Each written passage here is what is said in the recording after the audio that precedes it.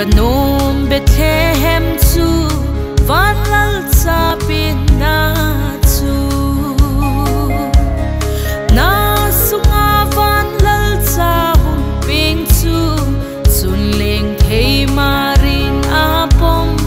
lal Emmanuel chu chung nung pe na pa thin lo pi sing hen lang chung nung pe na pathin lo pi sing hen lang amen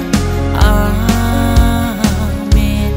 pathin lo pi sing hen lang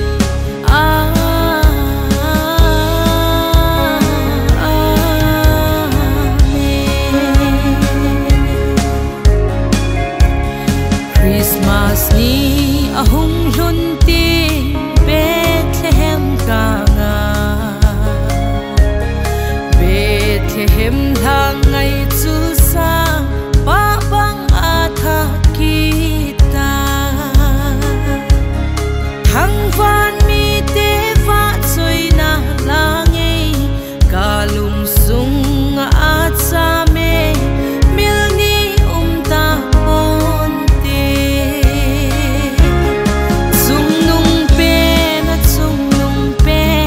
Pathin lo pi sing hen lang chung nung pe na pathin lo pi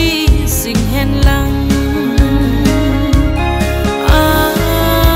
amen amen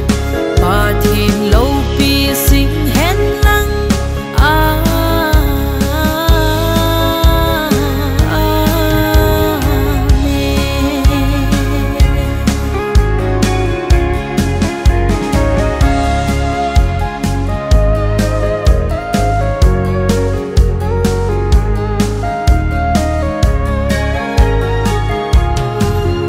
nang Bethlehem kho pi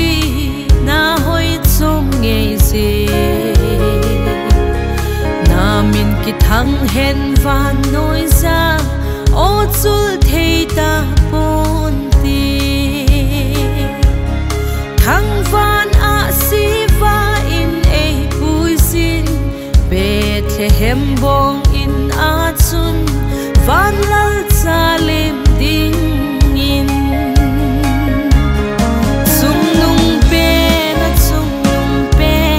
pathin lo pi sing hen lang chung nung pe na pathin lo pi sing hen lang amen amen pathin lo pi sing hen lang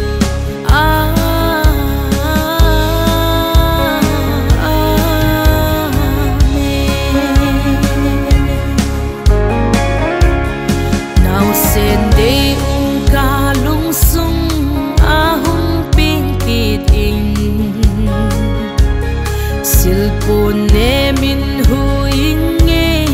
katun sot leng ding in ton sot in cham na hung leng tan tin amin pheng chuwa choi